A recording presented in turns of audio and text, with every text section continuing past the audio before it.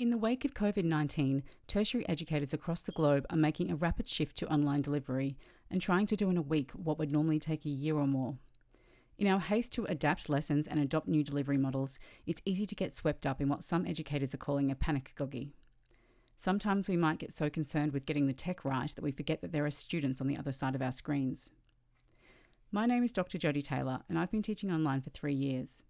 This short video is designed to help you help your students as we all make the transition to online delivery in the midst of a global pandemic. While it is important to ensure that we are addressing the cognitive needs of our learners, it may be helpful to remember that we are not thinking machines, we are feeling machines that think. And for learning to be effective, it must take place across all 3 domains.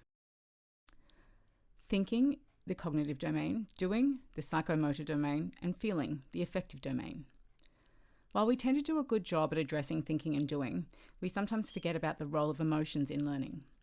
Affective learning refers to the values we place on the information presented to us. It is our attitudes and willingness to take part in new things, and our ability to make decisions about how we operate and behave in a variety of circumstances. Students experiencing stress and anxiety will likely have difficulty remembering information and may exhibit some of the following signs of emotional distress. Students who are suffering from anxiety, depression, and other mental health issues are likely to get worse during periods of social distancing and isolation.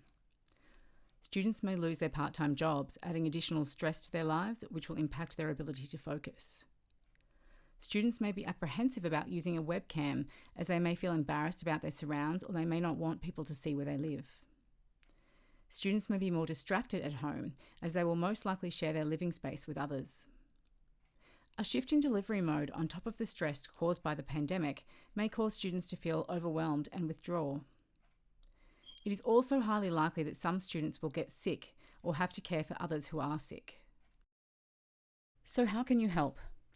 Start by acknowledging that this sudden shift is difficult for us all. Tell them that you're new to this and ask them to be patient with you. Remind them that you are co-creating this new learning environment together and encourage them to tell you what's working and what's not working so that they feel like they have agency in the process. Humanize yourself and make classes casual and lighthearted. You'll most likely be teaching them from home, which means that they'll get a rare glimpse into your other life. They will be curious, so invite them in. For example, you might introduce them to your pets, or you might explain a piece of art on your wall. You even might suggest that you all bring your pets to one lesson in particular. Remember that students have left behind more than just their classes. Campus is a social space where students meet and talk about their non-academic lives as well. So offer them ways to connect outside of formal asynchronous class communication. For example, create a space for social conversations and start a list of binge-worthy TV shows or the best movies no one's ever heard of. Find a balance between academic expectations and empathy. They might be at home, but be careful not to increase the amount of work required of them because you think they've got nothing else to do. Let's face it, standards may suffer a little bit, but that's okay given the situation. Don't ignore the elephant in the room. Remind students that we are doing this for the greater good and encourage them to reflect on their broader social responsibilities, as this may help them foster resilience. Discussing COVID-19 with them is also an opportunity to foster media literacy by reminding them to consider the sources of their news and be aware of misinformation.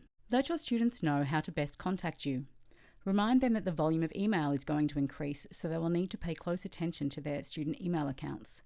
You may also want to nominate weekly times to run virtual office hours so that they can drop into your personal Zoom room at the nominated time if they need to speak with you. The transition is not going to be easy, but we're all doing our very best.